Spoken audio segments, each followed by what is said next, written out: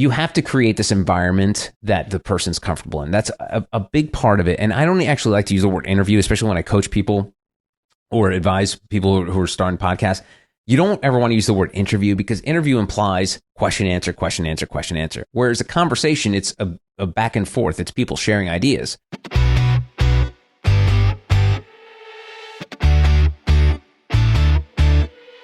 Welcome to Audio Branding, the hidden gem of marketing.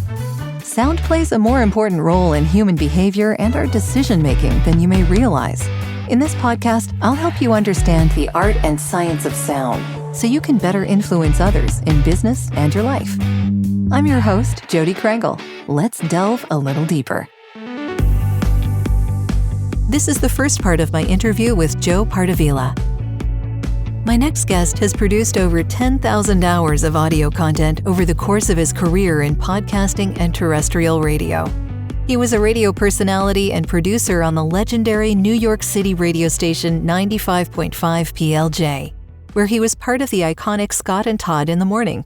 He studied sketch and improv comedy at the Upright Citizens Brigade and was a founding member and actor in the New York-based sketch comedy group Clip Show. The group performed at the Upright Citizens Brigade Theater and the People's Improv Theater, and their video sketches were featured on Funny or Die and the Huffington Post. He is the co-director, writer, and producer of the award-winning horror satire, The Witches of Bushwick. Currently, he serves as the director of podcasts for Advantage Media Group ForbesBooks. His name is Joe Pardavila, and as you can probably tell, he's spent much of his life understanding good audio and good conversation. His book, Good Listen, talks about the secrets behind creating compelling conversations and powerful podcasts. Sounds like he'll fit right in here, so let's get to it. As always, if you have questions for my guest, you're welcome to reach out through the links in the show notes. And if you have questions for me, visit audiobrandingpodcast.com, where you'll find a lot of ways to get in touch. Plus, subscribing to the newsletter will let you know when the new podcasts are available. And now, here's my interview with Joe Pardavila. Hey there, Joe. Thank you so much for joining me. This is a little intimidating, I have to say, because, I'm kind of interviewing the interviewer. Well, it's even harder for me because all I do is be the interviewer. So being the interviewee is a little harder for me, too. So I think we're in the same boat. Okay, so we'll just power through. Yeah, we'll absolutely. Make it work. We might as well. We're here. Yeah, we're here. Why not? Yeah. So I'd like to start off by asking you if you have an early memory of how sound moved you. I get some of the most interesting stories from that. Well, usually this story dates me because I kind of fell in love with radio by listening to sports radio when I was a little kid. And the reason being was when I was growing up, there was no internet, there was no Twitter, there was no ESPN.com. So the only way you can... Yeah, Jody, we are in the same Gen X card-carrying members. Yeah. So what I remember most was when I was a little kid, when, I don't know if how familiar you are with baseball, but baseball, at the end of July, there's always a trading deadline. So it's basically when the last chance for teams to fix up their clubs, make trades, make any kind of moves. And during the time of my youth, and the Mets were actually pretty good. They've had some peaks and valleys, the New York Mets. I don't know how much you follow, Jody, but they're sort of like the not redheaded... Not much at all, to be honest. Okay. But yeah, but I'll take your word for it. well, you know the Yankees. They're sort of like the redheaded stepsister of the Yankees. So they've always had struggles. So the only time that the Mets could improve themselves when they were doing well was around this trading deadline. So the only way for me to find out what they were doing was to listen to the radio. And the trading deadline was always around midnight in the Eastern Standard Time zone, but then it would also be midnight Pacific.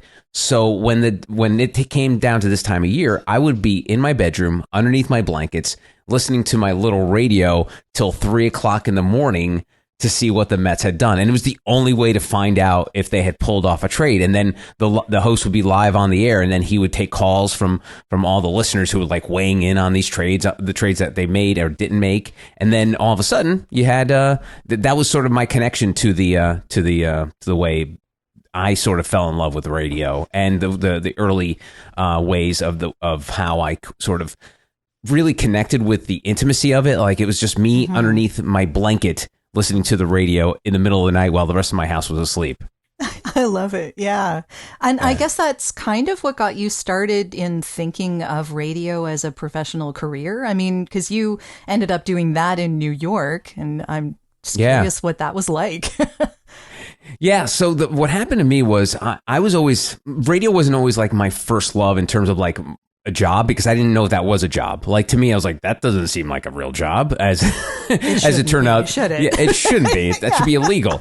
So what happened was when I was in college, I went to a state school in New Jersey called William Patterson, and they were basically known for their communications department. It was a state school. It's been around for years, but I only went there because of their communication program. And this is around the early 90s, and they had just built this state-of-the-art TV and radio facility in Wayne, New Jersey, in the suburbs of New Jersey, about 40 miles from Manhattan.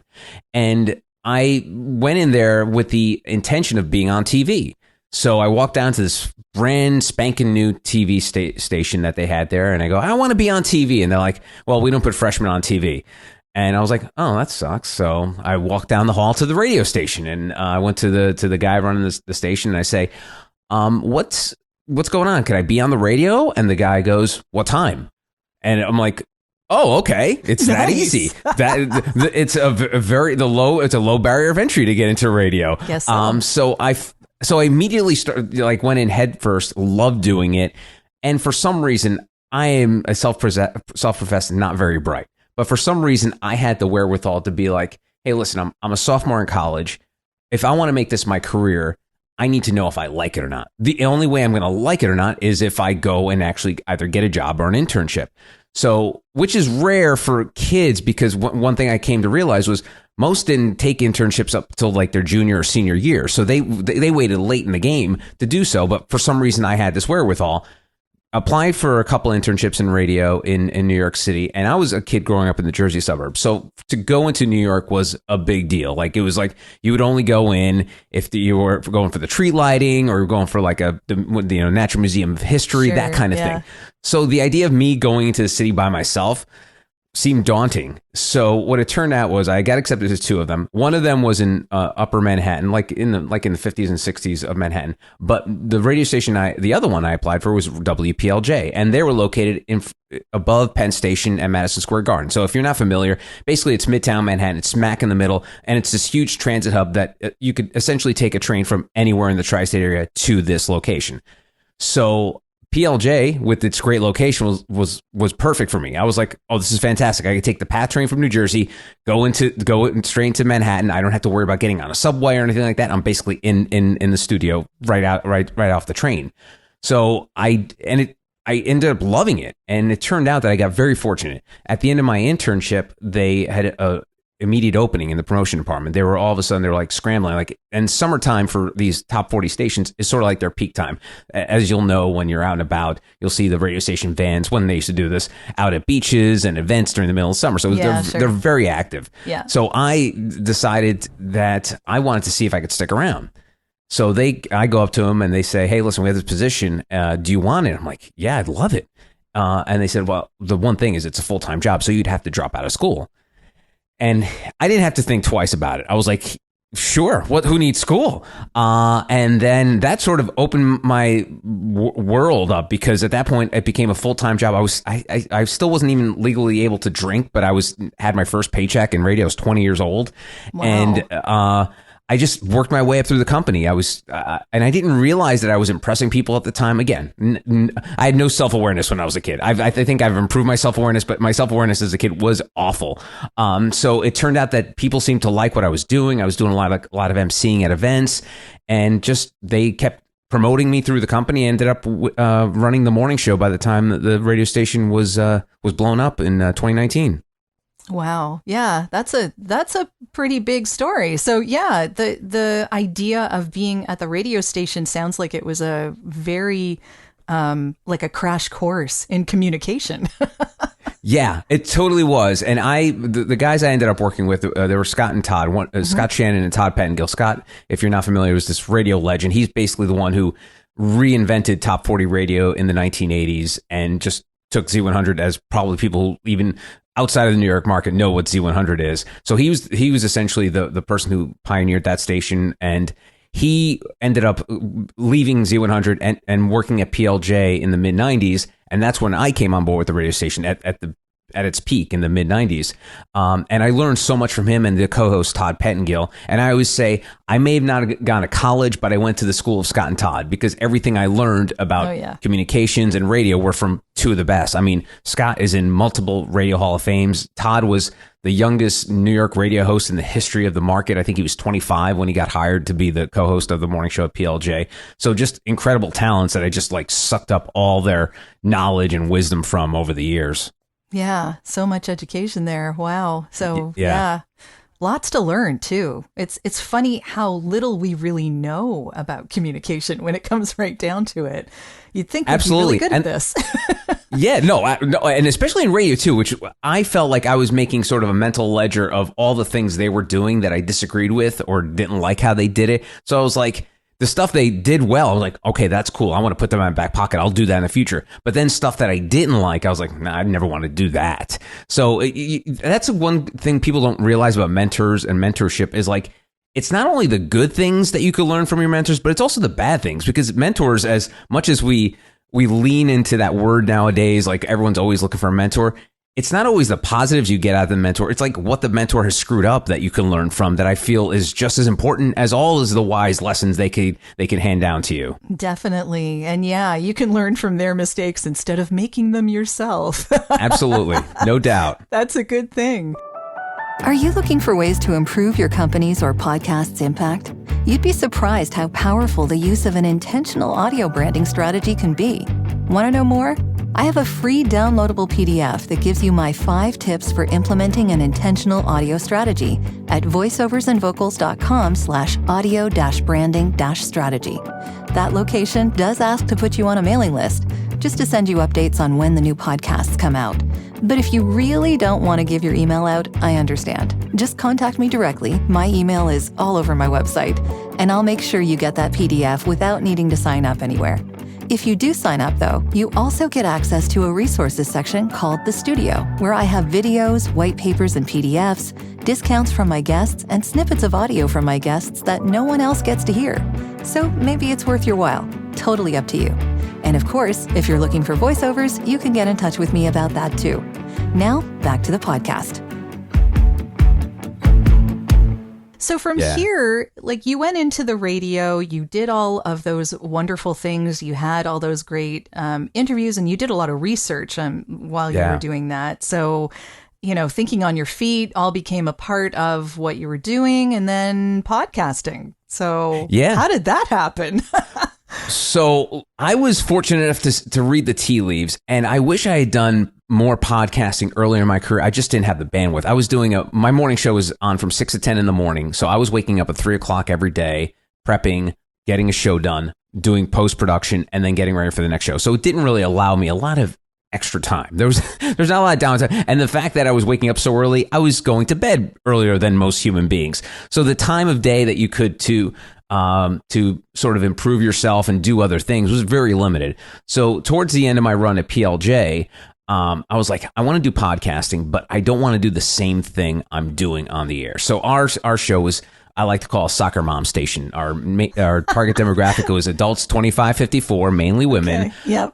So it was that sort of, I don't want to say it was like G-rated radio, but it was like PG-13, whereas like we would do some innuendo, but be like only the parents would be able to get it, not the kids in the car, because we have to keep that in mind, that it wasn't just the parents listening, it was the kids as well, especially during the morning on the way to school. So I was like, I need to do something different. I can't just do something that's going to be either pop culture related, which is the stuff we were doing on the show, like relationship related, that's just sort of like, you know, husband and wife fights. I didn't want to do any of that. So I went to the easiest possible thing, and that was sex. I was like, let me do a sex podcast, because that's something I would never be able to discuss on the radio. It's terrestrial radio, mind you. And I had gotten to become friends with a professor from NYU, Dr. Jana Vrangalova, and she's world-renowned. She got her doctorate in casual sex. Like, she's like this world-renowned expert in polyamory and casual sex and open relationships. And I reached out to her and I said, hey, listen, I'm not sure if you had given any thoughts to hosting a podcast. I know she had appeared on a ton of them, but would you ever host one? And she's like, yeah, I've always done it. And Jody, you understand this. she always wanted to do it, but she didn't know how. Like, what kind of equipment do you use? Where do you record? How do you edit? All that stuff. There's a lot that goes into it. There's a lot more than people think. Yeah, they think it's just talking into microphone and you're done. It's not. So it was sort of the best of both worlds for her, because she was able to get someone to sort of be the shepherd of the journey in terms of like doing all the grunt work of recording and editing and cleaning things up, but also having someone there as a co-host to act as an avatar for the audience. Because what the podcast ended up being was called The Science of Sex, and it was me and Jana interviewing sex researchers all over the world about their study. So each episode is like densely populated with all these facts and statistics and studies about their particular expertise. And they would have these discussions, and I would be sort of the everyman in the conversation. I would be there to keep them honest, to make sure, like, once they started going into acronym soup, I'd be like, whoa. Nobody understands what you're talking about. Let's stop and break this down. And also, I was there to add, yeah, totally. And I was there also to add some levity to the situation, because a lot of these studies are very academic. You're very dry, very academic. So they're not meant to be entertaining. So I, using my skills of a morning radio person, infusing that into this world of academia, it was a great fit.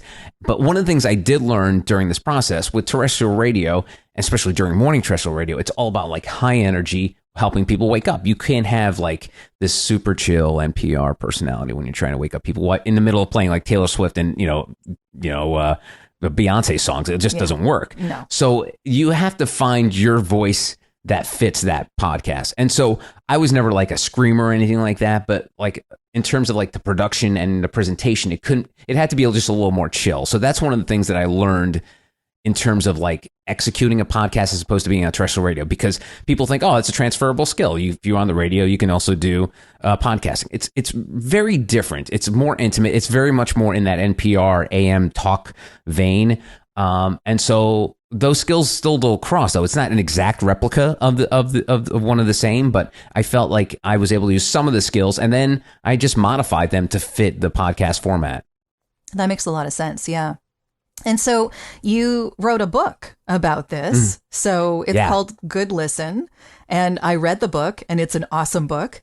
Oh, thank you. I really enjoyed it. Well, it's a quick read. I like to tell people, like, I didn't want to do something that was crazy long. Like, I'm always one of these people that if I go to the library and I take a book out and I see, oh, that looks cool, and then I'm still like, it's 450 pages. And then I say to myself, it's going to take me 3 months to read this. That's quite a time commitment. Yeah. Yeah. So I wanted to make something that was short and concise. But my goal was, and I know, Jody, you probably run into people all the time that have like on their bucket list to write a book. And I never thought I would be that person to write a book. But what happened was when I joined Advantage ForbesBooks, the company I'm currently with, I produce and coach CEOs and entrepreneurs to be podcasters. And I really took for granted all of the skills I had learned in radio. It turns out there's a thing called soft skills, which I never even heard of that phrase until I started working in business podcasts. They're but good all to these have skills, for stuff like this. they are. But I didn't even know what that was, Jody. I was like, well, what's a soft skill? Is it because like Play-Doh? I have no idea what that means. So it turns out, as I was teaching folks how to be podcasters, I was like, this could be useful for other people. And so I went to the powers that be at Advantage ForbesBooks, and they're like, I said, is this a book? And they're like, yeah, that's a book. But what I didn't want to do was I didn't want it to be like a how-to podcasting book or how to communicate book.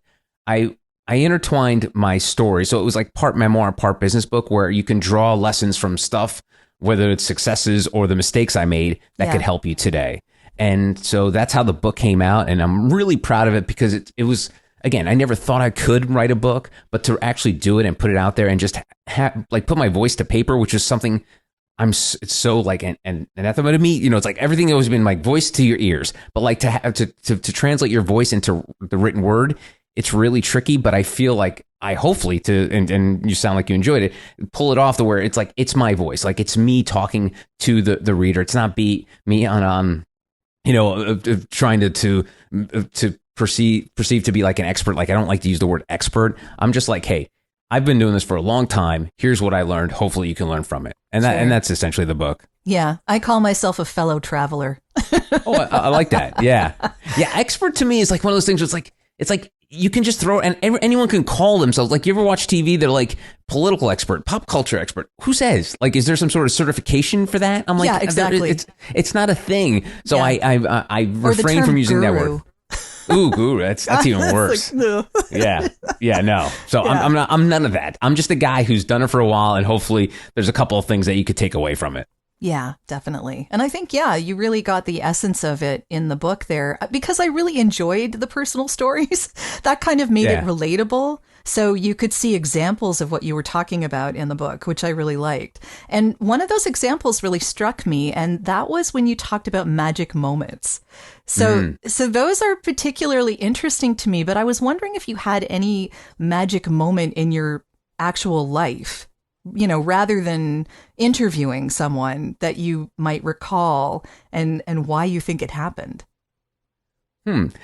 So a non-career magic moment. Non-career, just something in your life. Because like a regular conversation, because the book also is for people who want to have regular conversations, right? It's not just about interviewing people on the radio or podcasts. I'm trying to help people in general get more out of their conversations.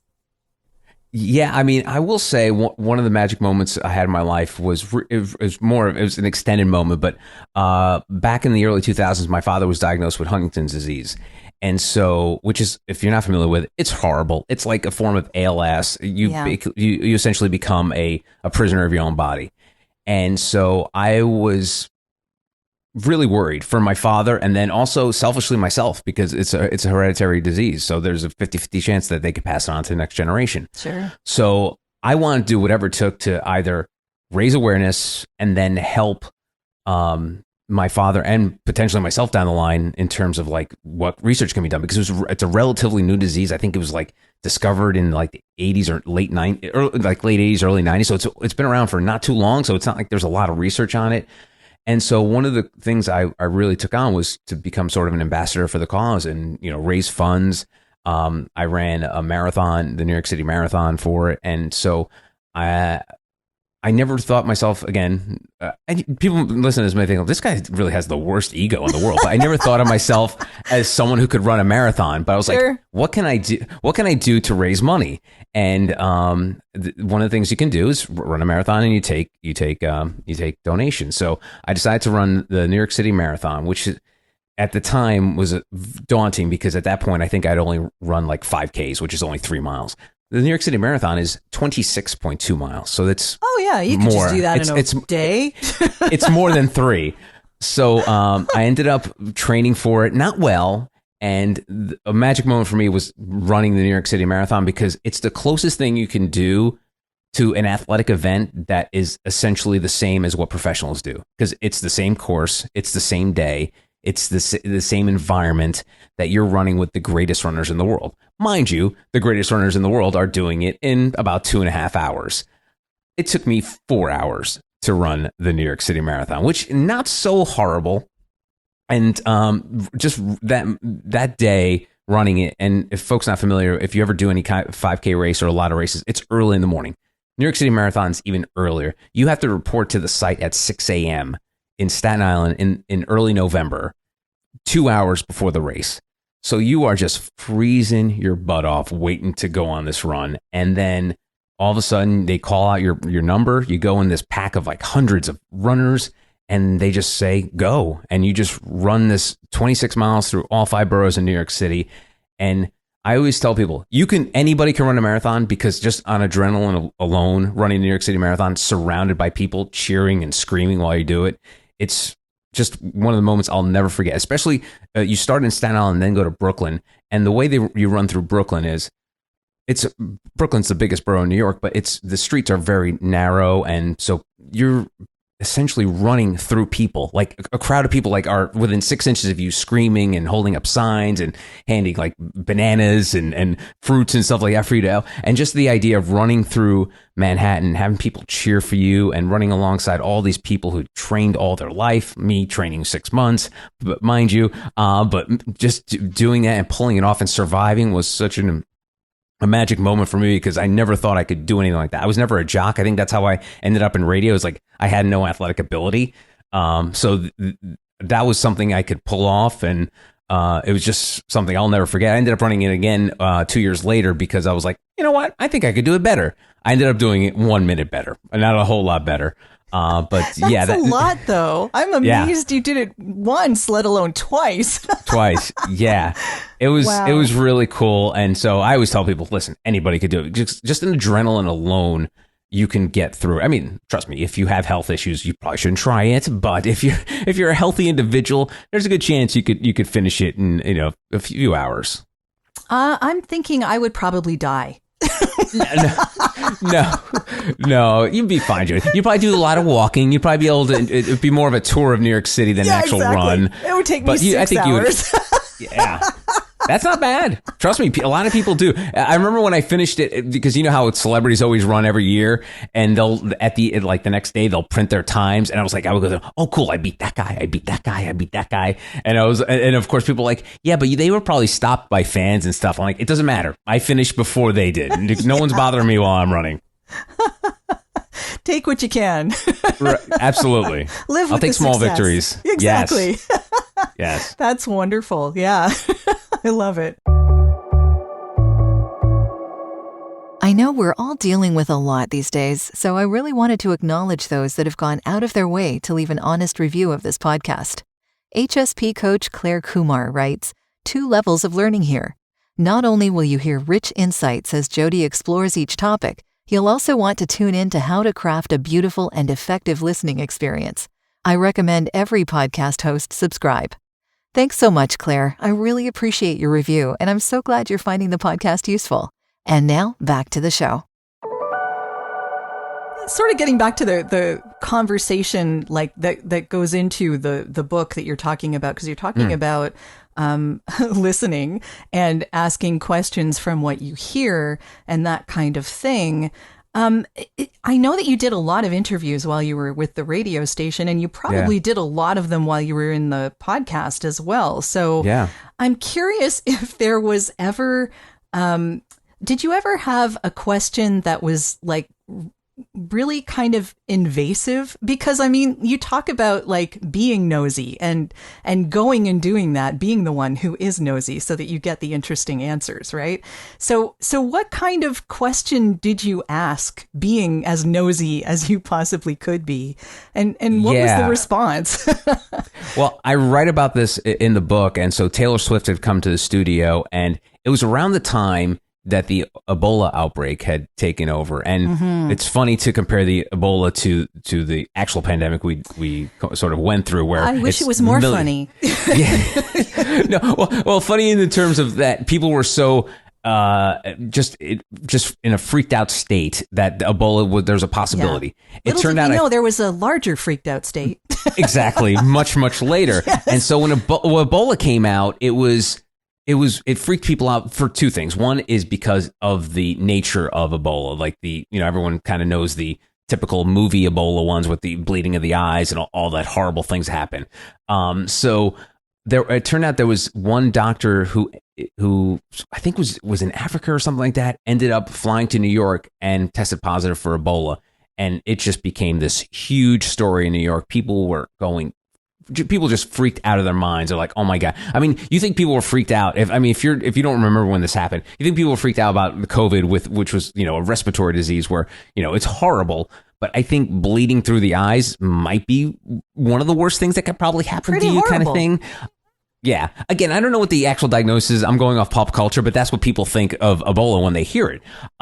So if someone who knows Ebola and listening to this is like, this guy doesn't know what he was talking about, I'm like, I'm just going by the movies. And of course, that's what most people do. Most people didn't get a PhD in, infectious diseases. So this had just happened a few weeks before Taylor Swift had visited our studio.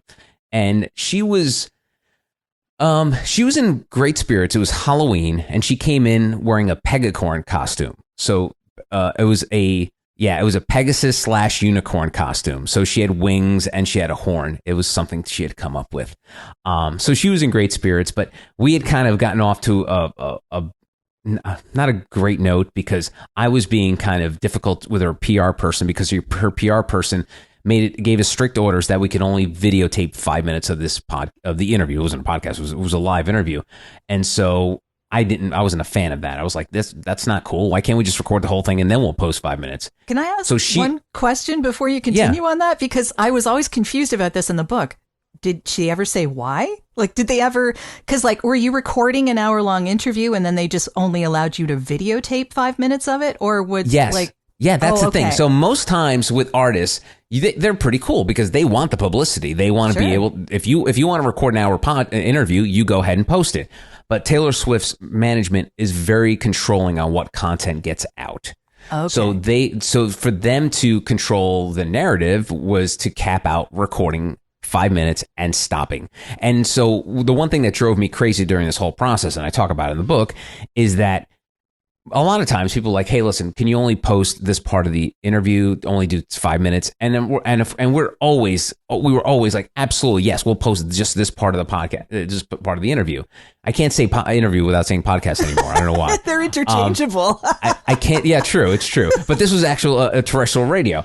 So they came at it from this angle that we could only record the first 5 minutes. Which, Jody, as you know, and judging by this first interview, the first 5 minutes are not always great. It takes a while for people to get loosened up and everything like that. So it really pissed me off that we had to record the first 5 minutes, which was usually just a, hey, how you doing? What's going on? You having a good time? It's just garbage. And so I just was not having any of it.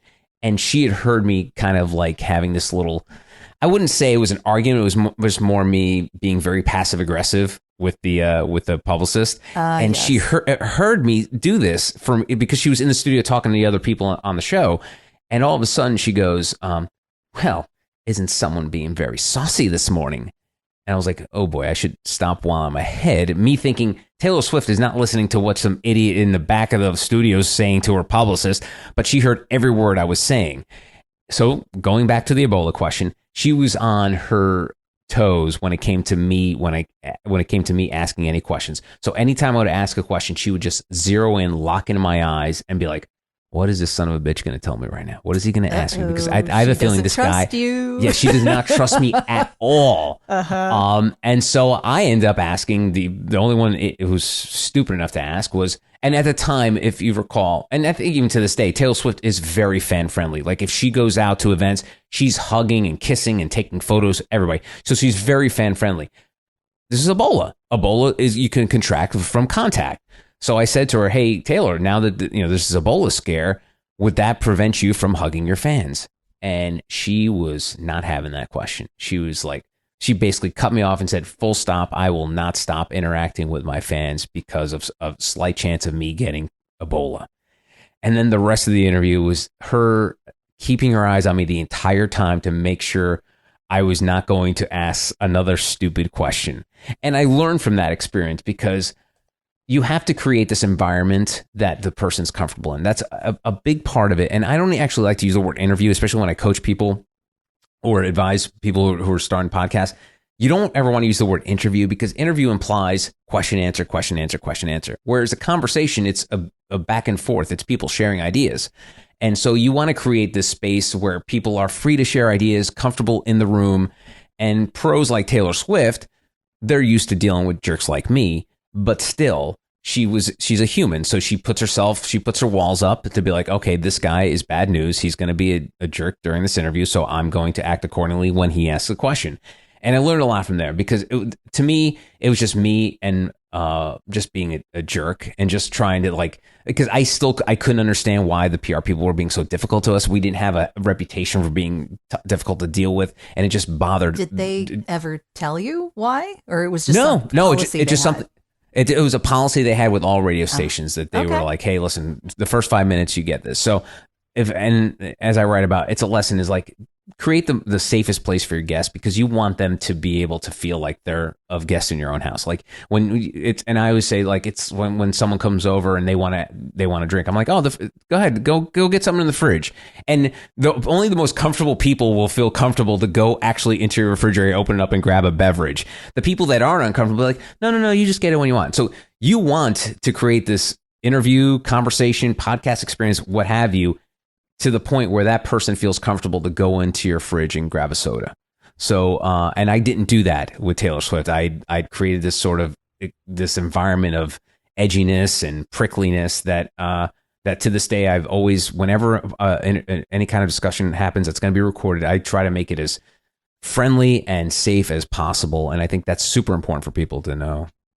Yeah, definitely. And I can sort of see how that would put someone on edge a little in the beginning. But it does seem like an odd request, though. So I sort of get both sides. Yeah, no, it's super odd and super silly. It really makes no sense, but it's just, I mean, what happens is when these celebrities get to a certain point, they feel like they have all the control because it's a take it or leave it situation. To Taylor Swift to do one less New York radio station means absolutely nothing to the impact of her career. It's to them, it's more of like, hey, we're doing you a solid by having Taylor Swift. Yeah. And as part of us giving you this solid, you're going to get 5 minutes of video. And you know, unfortunately, that a lot of celebrities do end up wielding their power. Many don't. Many are just kind of like, oh yeah, whatever. You know, I always laugh when I before a podcast, I'll say to someone, hey, just so you know, we have an extensive post-production process. We're going to edit, clean up any mistakes that might happen. And 90% of the time, people are like, oh yeah, that's cool. I don't care. But then there's like the 10% I'm like, oh my God, thank God, that's really good. Now I was so nervous about doing this, but now I feel better. Yeah. By the way. Yeah, we have that going on here too. Whew. So you're all good. All right. So the first 36 minutes, we're gonna have to do some fixing. No, I'm just kidding. But yeah, no. I think it's going back to the Taylor Swift thing. It's really just about creating a comfort level with your guests so that you're able to share these ideas and have a really meaningful conversation as opposed to an interview, question answer. This has been part 1 of our interview. I hope you'll tune in next week for part 2. Well, that's the end of this episode. Thanks for listening. And if you like what you heard, why not tell a friend about this podcast? It's available in all the usual locations. Until next time.